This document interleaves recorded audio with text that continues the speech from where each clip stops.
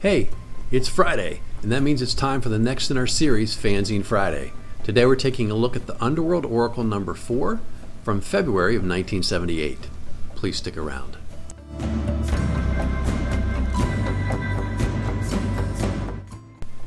I'm AZ Mountaineer, and this is our channel, Old School Rules, where we celebrate the community of old school gamers and grognards who like classic RPGs, miniatures, magazines, and everything that goes with it. Each week on the Fanzine Friday series, we take one of my old fanzines off the shelf for a closer look. This week, it's the Underworld Oracle by Lou Nisbet from February of 1978. If you haven't seen this series before, fanzines are magazines made by fans for fans of a particular hobby. In our case, that's RPGs with a focus on Dungeons & Dragons. We hope you enjoy today's video. Okay, as we do each week, we're going to take a look at a particular fanzine, and this week that's Underworld Oracle number 4 by Lou Nisbet from February of 1978. This one has a light blue cover, 2 staples, a paper folded in half, heavy stock cover, regular paper on the inside. This is a really good one, so let's get into it. Here's the cover. Phil Alexander art on the cover. It's a barbarian standing over some bodies, which is very fitting, and we'll talk about that because in this issue there's some discussion of that relates to the barbarian. Here's your editorial, thanking everybody who's been participating and sending things in, and mentioning here that we have some additional people who are contributors this month around. Here's our table of contents. The editorial page, if you like old school adventures, then you're in luck because we're getting 2 in this issue. The first one's called A Corner of the Dungeon, the Museum of Mole Boulantier. It's excellent. We'll talk about that in a minute. There's a play test of that. Some new monsters. Discussion of the D&D rules. So the new Dungeons & Dragons, what we call now the basic rules, or the Holmes box set. That's the one that has the David Sutherland picture of a dragon right in the middle and some heroes down at the bottom. So it's the first attempt to take the rules from the wood grain box or the OD&D series and make it simple, make it for folks in particular new to the hobby. And that's what their review says. If you're new to the hobby, these are going to be great rules for you because they really help you understand all the rules that are spread across all the different supplement books and the original books. A few criticisms right of that, which I think ring true today, which are that it only takes you through level 3, and there's some inconsistencies between there and what's in the OD&D rules. But by and large, it's a big thumbs up from them for that. Discussion from a third party who gives a review of the Oracle's new miniature line that was launched earlier that year, or last year actually. Halls of Testing, which is Brian Asbury's contribution. So an outsider has come in now and joined the fun doing a Hall of Testing for Barbarians. A new class that he creates that's discussed. Well, I think Gygax creates a version of it. Asbury has a version of it, I think, that appears in the White Dwarf magazine. More new monsters. The play test for the Halls of Testing. A review of Chivalry and Sorcery, which they say essentially is a good game, but it's pretty complex and not for new players, but probably for someone who's experienced who really wants that really gritty, detailed level of with tables and charts and percentage resolutions. The DM's Forum, which is a discussion this time of just how to deal with a few things. It talks about experience points, when and how we distribute those to people.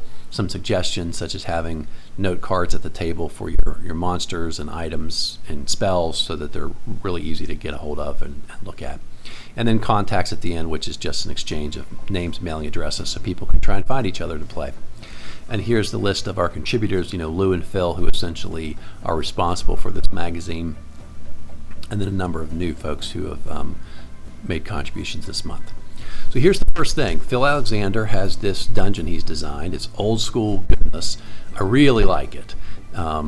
It's pretty simple. There's a guy named Mole who's a 10th level magic user. As you might imagine, he's gone a little crazy. He would be what we call nowadays a bit of a necromancer.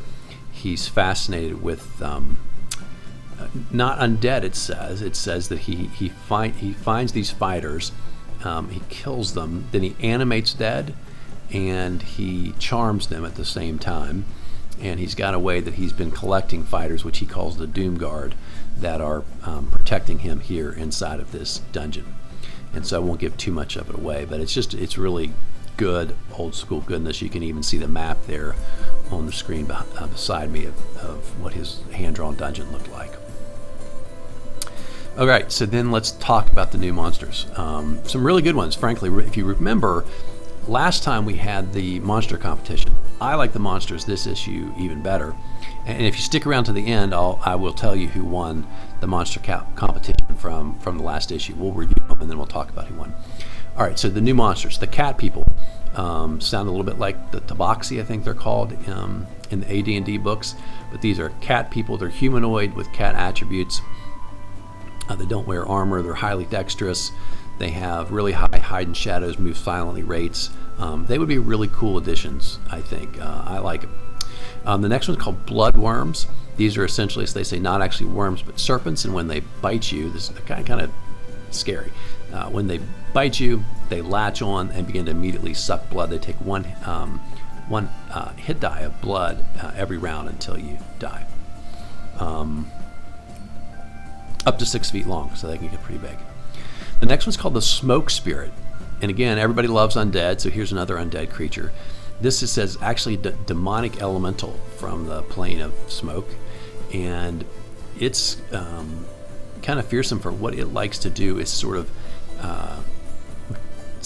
the smoke monster seeps inside your character's body, and sort of takes him over, causes paranoia and things like that, until maybe someday you end up dead.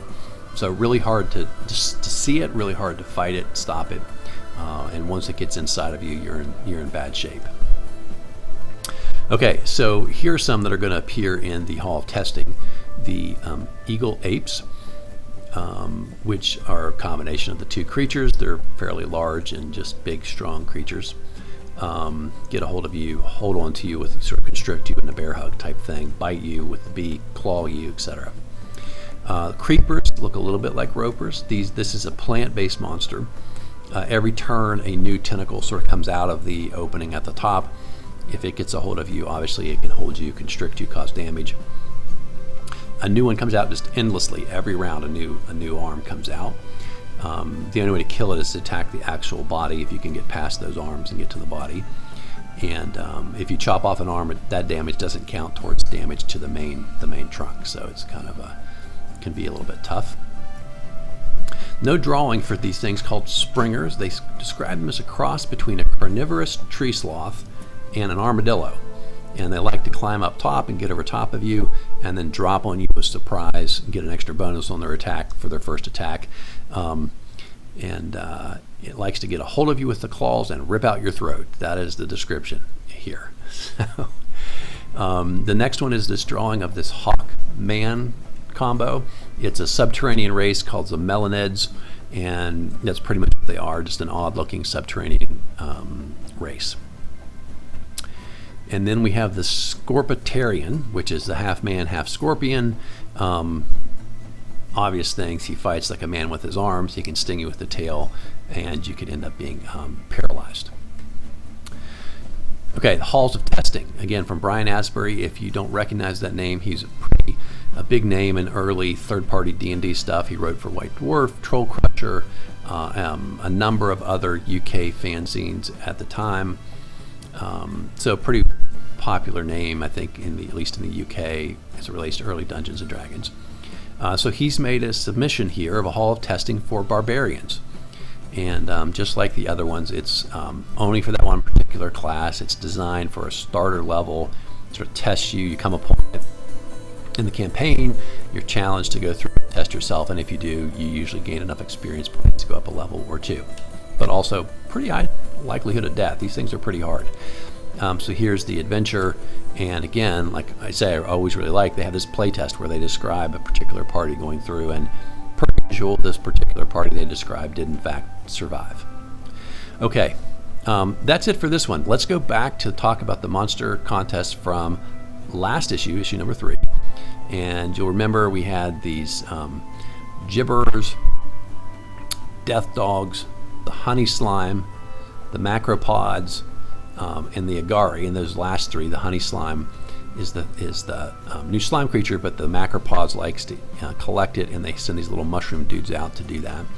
And then we had the spike head over here on the side, and those weren't official entrants into the competition. Those were from the staff. Then we got to the official entrance, the Lost Tog, which was very large. I called it sort of a brontosaurus-like creature. The glutinous globule, which was a milk white sphere that could shoot out little arms, tentacles at you. The spirit, which was an undead creature. The wall shadow, which was as described there. The billower, which is a little red cloud that can seep around and basically is only damaged by fire. The Velador, which is the caterpillar creature that is magnetic and would attract people, in particular people in armor, to it, could cause damage that way. The swamp demon, and then the one that had a hard time pronouncing, and I had to go back and do a little research about this. So this is the Amphibenia, and Bena, and still can't say it, which was a creature from Greek mythology, I learned, and it's like a snake's body but with a head at each end, and that is our winner from last month's monster competition from issue number 3 of the Underworld Oracle. And that's it for this one. It's a really good one if you like those old school adventures. That's really the highlight. The monsters that are here, and there, and they're great additions, I think, as well. Hope you're enjoying this series. It continues to be a lot of fun for me. I owe a couple of makeups, and I'm going to do my best to get those to you. But until next week, my friends, keep rolling 20s.